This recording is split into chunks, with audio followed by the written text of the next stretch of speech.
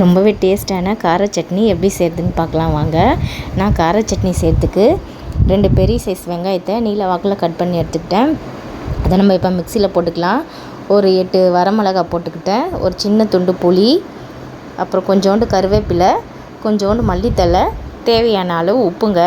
இது எல்லாத்தையும் நம்ம மிக்சியில் போட்டு நல்லா அரைச்சி எடுத்துக்கலாம்.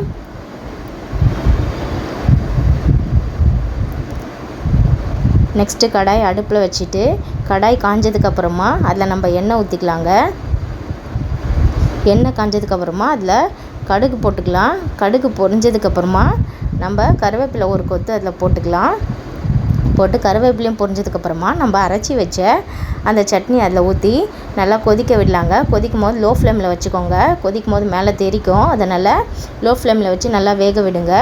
வேக விட்டு எண்ணெய் பிரிஞ்சு வந்ததுக்கப்புறமா அடுப்பை ஆஃப் பண்ணிட்டிங்கனாக்கா ரொம்பவே டேஸ்ட்டான சுவையான கார சட்னி ரெடி. அவ்வளோதாங்க, ரொம்பவே டேஸ்ட்டான கார சட்னி ரெடி.